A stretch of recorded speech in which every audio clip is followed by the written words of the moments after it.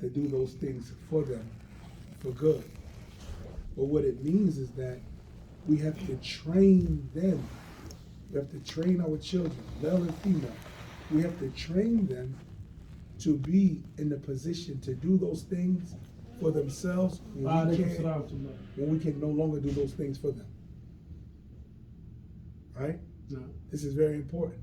So, the same way it is not proper for a man to simply raise his child to be a reciter of Quran and quoter of Hadith, but whether it be male or female. But when it comes to those abilities that actually make life easy or livable, I'm not even going to say easy, that makes life livable, then those qualifications and skills are a must at the same time. They're a must. So young boys should be taught a trade and a skill. And I'm really saying trade and skill specifically, not by mistake. I'm not saying they should be taught to get a degree, that's sold a piece of paper that they may or may not be able to find work with it. But a skill, because this is one of the tricks of this vacuum society, this capitalist society, is that they realize that it wasn't profitable for them to give people skills in which they could be independent and work and provide for their family coming out of high school. We had auto shop in high school and in junior high school. A person could, while in high school, actually have a job working as a mechanic or other than that, from whatever skills you learn, welding, carpentry. This was taught in high school, junior high school and high school. The girls were taught home economics. So a girl was taught how to budget, cook, bake, and organize a home in junior high school and high school. By the time she graduated, she was ready to be a mom for real. The boy was ready to be a father for real. So they took those skills away. And what did they say? They started pumping certificates and degrees. Only to thousands of dollars. And charging for it. Huh? I didn't know if he was. Yeah. Something else good. Yeah. And they started charging money for the certificates and degrees. So by the time they get out of high school, they don't have any skills. So now they say, what are you going to do with your life? They knew by the time they got out of high school. Now you ask the kids what you're going to do with your life. They say, what?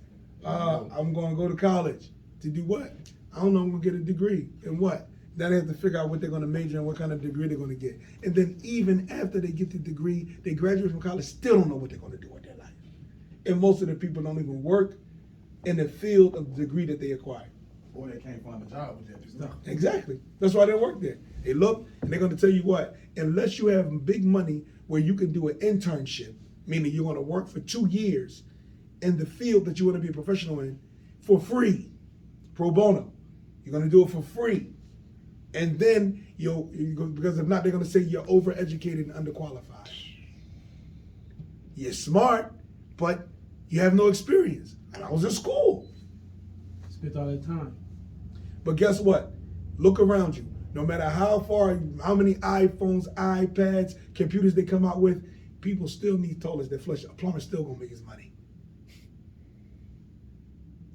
No matter how high tech they claim they get, they still need carpenters. The buildings still got windows in them. They lied. They told us you guys weren't even born. Some of your parents weren't even born yet. They said by the year 2000, when I was a kid, they said by the year 2000, the buildings were going to be floating and the cars were going to be flying. That's what they told us. It's 221. Yeah, 22. 222, yes, I forgot it's 222. They said by the year 2000. This was in 1980. Yeah, they've been lying for a long time. They had cartoons called the Jetsons. Y'all probably never saw that before. They had cartoons called the Jetsons in which everything was floating. They had Tron. Yeah, Tron.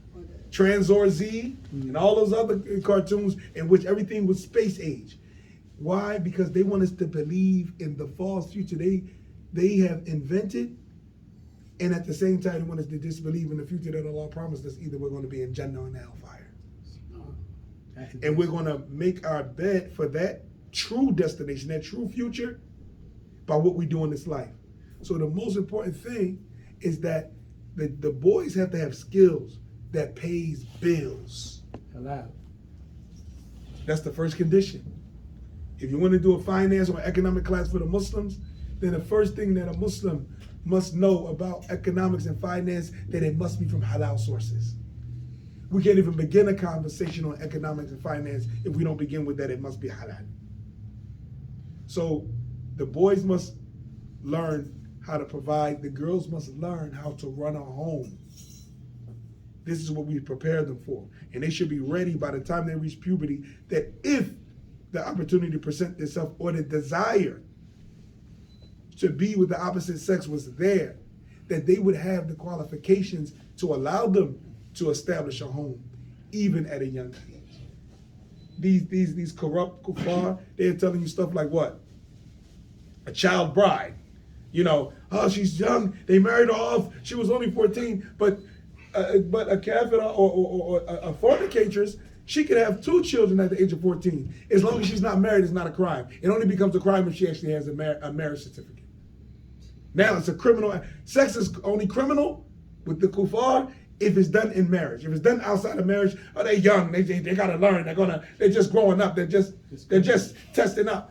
That's crazy. As long as they're not married, you can have sex all you want. You get married, now sex is a crime. Somebody in my class got a baby. Huh? He said somebody in my class got a baby. There it is. What grade are you in? 8th. He's in the 8th grade, and somebody in his class has a baby. But she's not married, it's not a problem. Now, if she was married and had a baby, her parents would be locked up right now. How old are you? 14. Yeah. He's a teen. Her parents would be, he's 14. 14. His classmate has a baby. Yeah. But if she was married, she'd be locked up. Her parents be locked up. Now that she's not married, if her parents were to chastise her for having out of wedlock intercourse, they would be locked up too. If they stop her from fornicating, they get locked up. And if they marry her off young, they get locked up. So what's They going would on? act like it was the worst thing in the world if she was married. Yeah. And they would try to punish the father because she's so young. Yeah. You know? Yeah. They'll call it corrupting the morals of a minor. Right. They'll call it child They trafficking. call it Trafficking. Yeah, It's a trafficking charge. That's how they criminalize it. They call it trafficking. Right. You're trafficking, that human trafficking, and you're trafficking the Right. child. But they'd rather have her that way than her with somebody that can take care of her. Exactly. It's clear, look at the system set up. When a girl has a child out of wedlock, they don't offer job training, welfare, and a home to the guy that got her pregnant. They offer all of that to her, and they're making a condition: when we give you this house, he can't come. And as soon as they put the name on the birth certificate, they automatically go after him for child support. There it Yeah, is. Yeah. It automatically. They Yeah. call. Now, whether she goes down there and takes it out, that's on her. But they're going to call him. When you call your name, they're going to say your name because your name's on the birth certificate. So when you call child support, Registered. right? But like I said, it's on her whether she takes it out. But his name, as soon as he calls down the child support office, they're going to say his name. Yeah. So you try to get those benefits. Right. You know, so the thing is, we have to train our children to be responsible early. I'm gonna ask one question before I stop. What does it mean to be grown? There's no such thing. Grown? No, adulthood. Right? What does that mean? Puberty. Mukallaf. Responsible. Mukallaf. Huh? Responsible. What does that It mean? means that you're held accountable. Yeah. There it is. Yeah. Being an adult don't mean, and we talked about this before, the kuffar have a different measuring stick than us. Right. The kuffar, the older you get, the more sins you get to commit. Oh no, you can't mess with no girls until you're 13. Oh no, you can't have sex till you're prom. No, you can't smoke till you're 18. You can't drink until you're 21. So the older the kuffar, the older you get, the more corrupt you can become. With the Muslims, the older you get, the less corruption you get. Because now, before you reach puberty, the pen is lifted. Right? You're not accountable, but you still have to be trained so that by the time you do reach puberty and the pen is writing on you, you don't have those issues. You're not addicted to those actions. So what happens when the Muslim child gets older? He becomes more responsible. He has to do less evil. You can't smoke. You can't drink because you're grown now, and the angels are writing down everything that you do. Now, the more sin you do as you get older as a Muslim, the greater danger in going to the hellfire.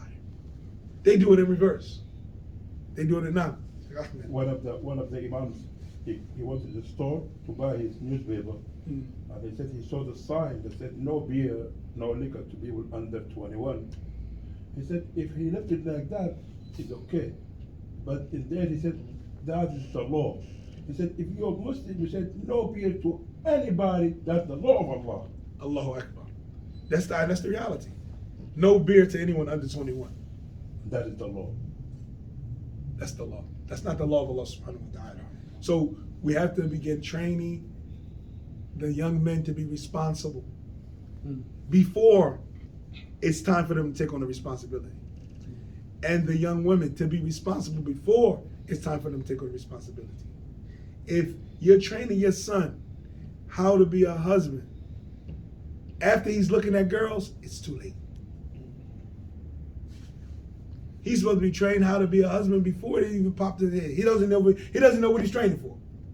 Listen, you need to get this and that. Okay, how much money you got? Okay, what would you buy with that? Okay, listen, let me show you the bills. These are the bills. This is the electric, this is the gas, and like that. Now you got that money. What are you going to do?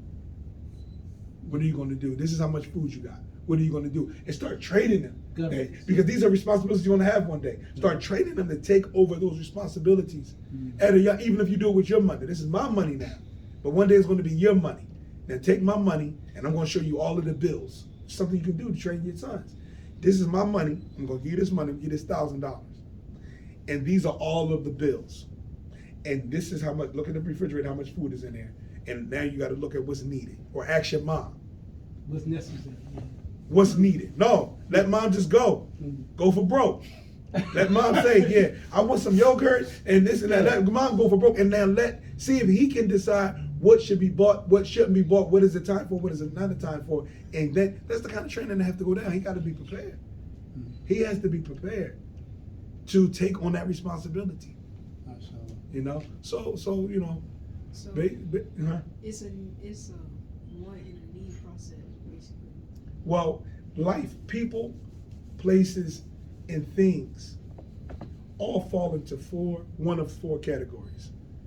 Either it's going to be a necessity. A necessity is something you die without it. You die without it. Food, drink, health. You die without it. So either it's going to be a necessity or it's going to be a need. A need is something that life will be extremely difficult without it. Like shelter, clothing. You won't die just because you don't have a home. You won't die if you don't have clothing, proper clothing. But it's going to make life hard. Definitely. So it's going to be a necessity, and then it's going to be a need. Then after that you have wants. Wants. Wants are those things that make life comfortable. You got what you want. Life is comfortable now. I wanted a bigger couch. You want it, right? So now your life is comfortable. And then after that you have luxuries. Luxuries. Now you say you wanted a car. You needed to ride the bus, right? You had to walk. It's a necessity to be able to walk. So you could get there if you walk, right? I need bus fare. A want, I want a car. A luxury, got me a Bugatti. Okay. I got 2 cars, yeah. Oh, I got 2 cars, right? So that's the difference. Luxury makes life special. You got luxuries, your life is special. Things that people can't get. Things that is hard for people to get, it's easy for you to get because you live a luxurious life. Luxurious life like that. So life is going to be, the people, places, and things are going to fall in those categories in your life. So from there you have to see, okay, my necessities come first because I'm not trying to die out here. So I got to make sure I have what's a necessity for me. Then after that, my needs, because I'm not trying to struggle out here. I'm not trying to struggle out here. So I got to have what I need. Then anything, the last 2, your wants and your luxuries, then you base them off the first two. As long as your needs, your necessities and your needs are fulfilled, you can start dabbling in your wants. And then your luxuries, you have to be careful with your luxuries because your luxuries can become a distraction for you from your religion. So be careful of luxuries. Luxuries are dangerous. Luxuries are dangerous. I forget where I was. I remember one time, I forget where I was. I want to name where I was. But I was somewhere. I don't know if I was a guest in someone's home, but I was somewhere where I slept in a luxurious bed. I'm talking about luck. It was amazing. I still remember that sleep to the day. Luxurious bed. It was big, king size like that, and it's just like it just like enveloped my body when like engulfed me when I missed Fajr. Like an ex-wife. I missed Fajr. Like an ex-wife. Right? Astaghfirullah. I missed Fajr. And that's how it was, how luxurious it was. I missed Fajr. Oh, man.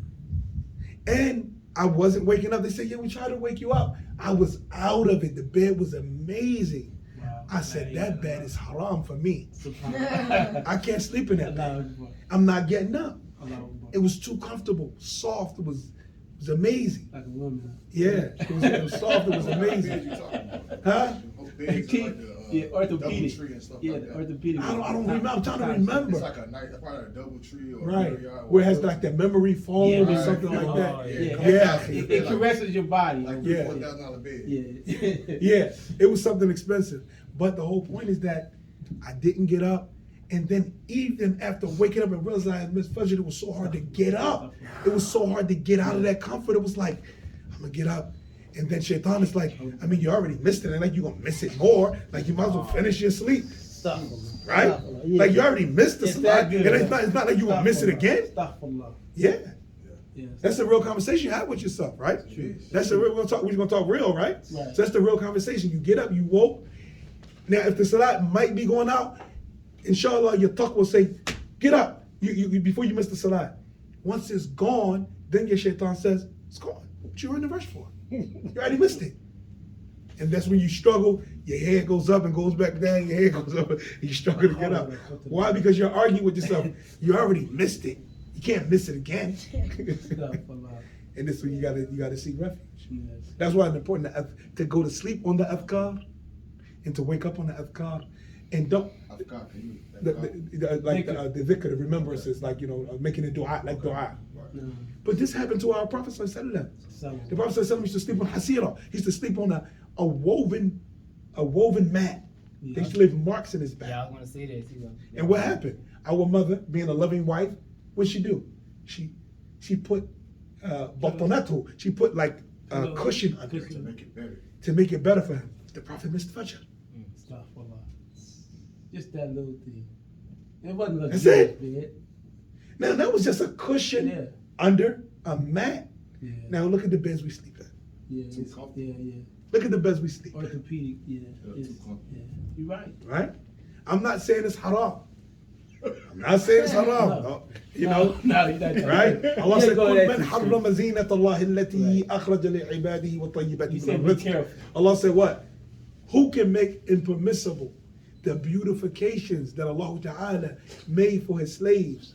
Right? لعبادي والطيبات من الرزق, in the good things from provisions. قل هي للذين آمنوا في الحياة الدنيا خالصة يوم القيامة. Say it is for the believers in this life and only for them in the hereafter.